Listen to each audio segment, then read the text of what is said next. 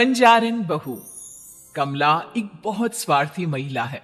उसने पैसों के लिए एक ऐसे इंसान से शादी की जो पहले से शादीशुदा और एक बच्चे का पिता भी था। कमला के पति को मरे हुए एक अरसा बीत गया है। अब वो अपने सौतेले बेटे वैभव के साथ रहती है। वैभव के दिल में अपनी माँ को लेकर इतना डर है कि वो अपनी माँ के सामने एक शब्द नहीं बोल पाता। उसकी माँ जो कहती है उसको सर झुकाकर वही मानना पड़ता है। वैभव, तुमने अभी तक घर का काम क्यों नहीं किया? तुमसे कितनी बार कहा है कि सूरज निकलने से पहले तुम घर की साफ सफाई पूरी कर दिया करो। वैभव कुछ नहीं बोलता, चुपचाप सर झुकाए अपनी माँ की बात सुनता रहता है। तभी पास में खड़ा नौकर सुखराम कहता है, मालकिन, वैभव बाबा को रात से तेज बुखार है, इसलिए वो सुबह जल्दी उठ नहीं पाए। उनके बदले मैं घर की साफ सफाई कर देता हूँ। इसे कोई बुखार नहीं है। मैं इसे अच्छी तरह से जानती हूँ। ये सब काम न करने के बहाने हैं। सुखराम काका, बोल दो इसे, सारे घर का काम यही करेगा। और इससे समय पर अपना काम पूरा नहीं किया तो इससे आज का खाना भी नहीं मिलेगा। मगर मालकिन, वैभव बाबा की सच में ही तबीयत खराब है, आप एक बार देख तो लीजिए। कमला बिना कुछ बोले वहां से चली गई और बेचारा वैभव तेज बुखार में भी काम करता रहा। कमला वैभव की शादी एक ऐसी लड़की से कराना चाहती थी जो अनपढ़ हो और कमला से इसी तरह डरे जिस तरह वैभव डरता है, ताकि वैभव की सारी जायदाद और धन दौलत उसकी मुट्ठी में रहे। लेकिन आज के जमाने में ऐसी लड़की मिलना मुश्किल है। कमला कार में यही सब कुछ सोचती जा रही थी कि तभी रास्ते में, अरे ड्राइवर, तुमने कार क्यों रोक दी? और ये इतना शोर कैसा? मैडम, आगे कुछ बंजारों का खेल चल रहा है, इसलिए भीड़ लगी है। मैं अभी भीड़ को साइड में करवाकर कार निकालता हूँ। ड्राइवर भीड़ को साइड करके कार निकालने की कोशिश करने लगा कि तभी कमला की नजर रस्सी पर चल रही एक फुलवा नाम की बंजारन पर पड़ी। क्यों ना मैं इस बंजारन की शादी वैभव से करा दूं? ये तो अनपढ़ लग रही है, मेरे पैरों तले दबकर भी रहेगी। मुझे अभी इसके माँ बाप से बात करनी होगी। ये सोचकर कमला ने उन बंजारों से बात की और उन्हें शाम को अपने घर बुलाया। फुलवा के माता पिता वहां उसे लेकर आ गए। उन्होंने इतना आलीशान घर पहले कभी नहीं देखा था। अच्छा हुआ आप लोग आ गए। देखिए, मुझे घुमा फिरा कर बात करने की आदत नहीं है, इसलिए सीधे सीधे मुद्दे पर आती हूँ। मुझे आपकी बेटी बहुत पसंद है। मैं अपने इकलौते बेटे की शादी आपकी बेटी फुलवा से कराना चाहती हूँ। इसके बदले में आप जो चाहो वो ले सकती है। तभी फुलवा की माँ कहती है, ये क्या कह रही है मैम साहब? कहीं आप हमारी गरीबी का मजाक तो नहीं उड़ा रही ना? आप मेरे बेटे से मिल लो। अगर आपको मेरा बेटा पसंद आता है तो मैं कल से ही शादी की तैयारी शुरू कर दूंगी। सुखराम, सुखराम, वैभव को लेकर आओ। फुलवा अपनी माँ के कान में फुसफुसाती है, माँ, कहीं इस मेम साहब का छोरा पागल तो ना है? फुलवा अपनी माँ से बात कर रही होती है कि वैभव वहां आता है। फुलवा उसे देखती ही रह जाती है और उसके माता पिता उसकी शादी तय कर देते हैं। शादी वाले दिन किसी को फुलवा और वैभव की बेमेल विवाह की बात समझ में नहीं आती। फिर भी एक औरत कमला से पूछ ही लेती है, कमला जी, आपने अपने इकलौते बेटे की शादी देहाती गवार से क्यों करा दी? ये बंजारन आपके घर की बहू बनने लायक तो नहीं है। कम से कम अपने स्टेटस का ही ख्याल कर लिया होता। बहू तो अपने टक्कर की लाती, आपने तो बंजारन को ही बहू बना लिया। अब कमला को समझ में नहीं आ रहा था कि इस बात का क्या जवाब दे। वो कुछ देर चुप रही और सोच समझ कर कहती है, बहन जी, आपको तो पता है आजकल के बच्चे किसी की बात कहाँ सुनते हैं। मैं तो अपनी बहू एक पढ़ी लिखी और अपनी सोसाइटी की ही ढूंढ रही थी। लेकिन मेरे बेटे ने मेरे सामने इस बंजारन को लाकर खड़ा कर दिया। बोला कि मैं शादी करूंगा तो इसी से। अब भला मैं क्या करती? मुझे अपने बेटे के सामने झुकना ही पड़ा। कमला की ये बातें सुखराम भी सुन रहा था। उसने ये सारी बातें वैभव को जाकर बता दी। काका, मैं तो फुलवा को जानता भी नहीं, फिर माँ मेरे बारे में झूठ क्यों कह रही है? अरे बेटा, तुम कितने भोले हो, तुम्हें कुछ भी नहीं पता।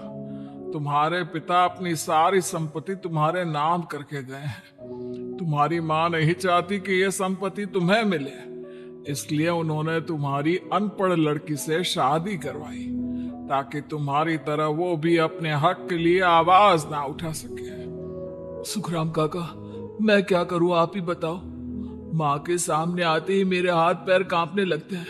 मैं माँ को कुछ भी नहीं कह पाता। वे दोनों बात कर ही रहे थे कि अचानक कमला वहां गई। कमला को देखकर दोनों घबरा गए। तुम दोनों फिर कभी बातें कर लेना, अभी फेरों का समय हो गया है, चलो जल्दी आओ। इस तरह फुलवा और वैभव की शादी हो गई। अगले दिन कमला ने फुलवा को बुलाया और उसे नसीहत देने लगी।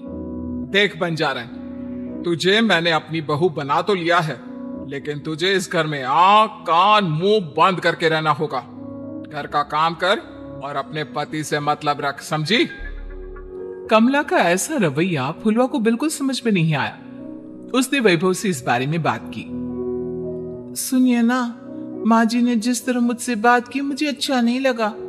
शादी से पहले तो वो मुझसे बहुत अच्छे से बात कर रही थी, लेकिन शादी के बाद उन्हें क्या हो गया? तुम ज्यादा मत सोचो, जैसा माँ कहती है वैसा ही करो। ये कहकर वैभव वहां से चला गया। अगले दिन वैभव को घर के नौकरों की तरह काम करता देख फुलवा को बहुत हैरानी हुई। फुलवा ने इस बारे में सुखराम काका से बात की तो सुखराम काका ने फुलवा को सारी बात बता दी। अब फुलवा को समझ में आ गया कि उसकी सास ने एक बंजारन को बहू क्यों बनाया। एक दिन वैभव घर का काम कर रहा था, तभी उससे कांच की प्लेट टूट गई। किसने गिराई ये कांच की प्लेट? वैभव को वहां खड़ा देख कमला ने छड़ी से उसे मारना शुरू कर दिया। उसके पैर में कांच चुभ गया और खून बहने लगा, लेकिन फिर भी कमला उसे मारी जा रही थी। ये देखकर फुलवा ने कमला के हाथ से छड़ी छीन ली और तोड़कर फेंक दी। बंजारन, तेरी इतनी हिम्मत, तूने मेरे हाथ से छड़ी छीनी? कमला फुलवा को थप्पड़ मारने ही वाली थी कि फुलवा उसका हाथ पकड़ लेती है। ओ सस माँ, मैंने मॉम की गुड़िया ना समझ लियो। बंजारन हो बंजारन, ईंट का जवाब पत्थर से देना जानती हूँ। आज के बाद मेरे या वैभव जी के ऊपर हाथ उठाने की सोचियो भी ना, समझी ससु माँ? ये कहकर फुलवा वैभव को लेकर वहां से चली गई। उसने वैभव के पैर पर पट्टी बांधी, उसके आंसू पोंछे। वैभव ने पहली बार किसी के दिल में अपने लिए इतना प्यार महसूस किया। अब फुलवा वैभव का हर काम में हाथ बटाती, उसका बहुत ख्याल रखती। इस तरह दोनों बहुत ज्यादा नजदीक आ गए। वहीं दूसरी ओर कमला सारी जायदाद अपने नाम करने की साजिश करने लगी। और एक दिन, वैभव, जल्दी बाहर आओ। कमला की आवाज सुनकर वैभव और फुलवा अपने कमरे से बाहर आ गए। जी मां, आपने बुलाया? ये ले, इन कागजों पर साइन कर दे। वैभव कागजों पर साइन करने ही वाला था कि फुलवा वैभव के हाथ से पेन छीनकर कहती है, ना वैभव जी, आप इस पर हस्ताक्षर नहीं करेंगे। आओ बंजारन, मैं तुझसे बात नहीं कर रही। ये बात मेरे और मेरे बेटे के बीच की है। चुपचाप पेन दे दे, नहीं तो तेरी खाल उधेड़ लूंगी। ससु माँ, बंजारन की खाल इतनी भी ढीली ना होवे कि कोई भी उधेड़ लेवे। जो यकीन ना आता हो तो देख ले उतार के। और हाँ, बंजारन जरूर हूं, पर अनपढ़ ना हूं। मन्ने भी पता है कि किसी भी कागज पर साइन करने से पहले उसे अच्छी तरह पढ़ लेवे हैं। पेन देती है या नहीं? ये कहकर कमला फुलवा को मारने आई तो फुलवा ने कमला को धक्का दे दिया और वो नीचे गिर गई। कमला डरकर वहां से भाग गई। अब फुलवा ने वो कागज उठाए और वैभव के साथ सीधा वकील के पास चली गई। वकील ने वो कागज देखे और फुलवा को बताया, वैभव के पिता की सारी जायदाद और संपत्ति वैभव के नाम है, लेकिन वैभव की सौतेली माँ इस संपत्ति को अपने नाम कराना चाहती है, इसलिए इन कागजों पर वो साइन करा रही थी। तो अब हमें क्या करना चाहिए वकील साहब? वकील ने फुलवा और वैभव को सब कुछ अच्छी तरह से समझा दिया। अब दोनों घर पर पुलिस को लेकर पहुंचे। कमला पुलिस को देखकर घबरा गई। पुलिस ने कहा, आपके नाम की कंप्लेंट हुई है, आपको हमारे साथ थाने चलना होगा। कंप्लेंट? कैसे कंप्लेंट? आप अपने सौतेले बेटे पर बहुत अत्याचार करती हो, धोखे से सारी जायदाद अपने नाम करा रही थी। अब नहीं इंस्पेक्टर साहब, जरूर ये मेरी बहू की कोई साजिश है, इसने गलत कंप्लेंट की है। मैडम, शिकायत आपकी बहू ने नहीं बल्कि आपके बेटे वैभव ने की है। कमला वैभव का नाम सुनकर दंग रह गई। जिस बेटे ने कभी उसके सामने सर नहीं उठाया था, आज वही बेटा उसके सामने पुलिस को ले आया है। वैभव, तुम्हारी इतनी हिम्मत कि तुम पुलिस को ले आए? हाँ माँ, मैं लाया हूं पुलिस को, और मेरे अंदर इतनी हिम्मत कभी ना आती अगर फुलवा मेरा साथ ना देती। आपने बंजारन बहू को लाकर अपने ही पैर पर कुल्हाड़ी मारी है माँ। मैडम, अब की बात खत्म हो गई हो तो चलो हमारे साथ। वैभव, मुझे माफ कर दो, मुझे थाने मत भेजो। आज के बाद मैं तुम्हें कभी नहीं मारूंगी, तुम्हें कभी परेशान नहीं करूंगी, मुझे माफ कर दो। वैभव अपनी कंप्लेंट वापस ले लेता है और पुलिस वहां से चली जाती है।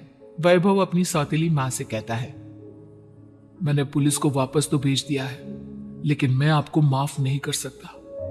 आपने बचपन से आज तक कभी मेरे सर पर हाथ नहीं रखा, हमेशा मुझे मारती रही, नौकरों की तरह बर्ताव करती रही। आप इस घर में नहीं रह सकती, चली जाइए यहां से।